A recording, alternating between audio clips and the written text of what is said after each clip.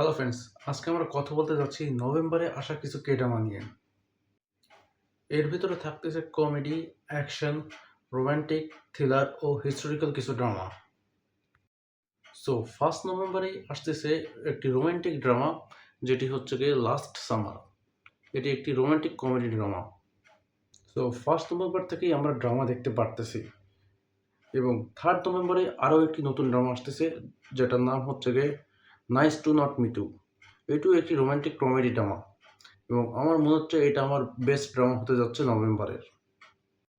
এই ড্রামাটি ইন্টারেস্টিং হওয়ার কারণ এতে আমাদের স্কুইড গেমের ক্যারেক্টার 4, 5, 6 আছে, এবং সেই মনে হয় হিরো।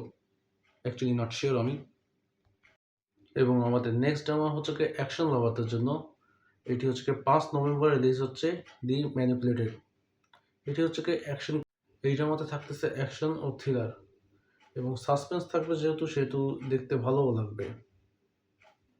ঠিক তার পরের দিনই আরও একটি নতুন ড্রামা রিলিজ হচ্ছে, যার নাম হচ্ছে ডিআরএক্স। এটি একটি সাইকোলজিক্যাল থ্রিলার ড্রামা, ইন্টারনেট তো এটাই বলতেছে। সো এটিও ইন্টারেস্টিং একটি ড্রামা, এবং আশা করি এটাও ভালো হবে। এরপর 7 নভেম্বর একসাথে দুটি ড্রামা রিলিজ হচ্ছে।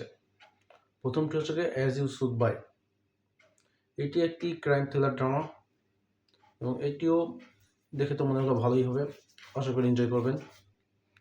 ক্রাইম ড্রামা যাদের দেখতে ভালো লাগবে, যাদের ক্রাইম ড্রামা দেখতে ভালো লাগে তাদের এটা দেখা উচিত, তারা এনজয় করবে আশা করি।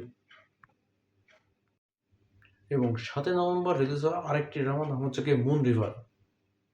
এটি হচ্ছে কি একটা হিস্টোরিক্যাল ড্রামা, আগে রাজাদের আমলের এরকম কাহিনী।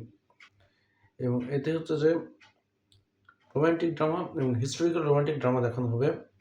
এবং এটি হচ্ছে কি 31শে অক্টোবর রিলিজ হওয়ার কথা ছিল, কিন্তু কিছু টেকনিক্যাল ইস্যুর কারণে এটি 7 নভেম্বর রিলিজ হচ্ছে, যার কারণে আমরা 7 নভেম্বর একসাথে দুটি ড্রামা দেখতে পাবো।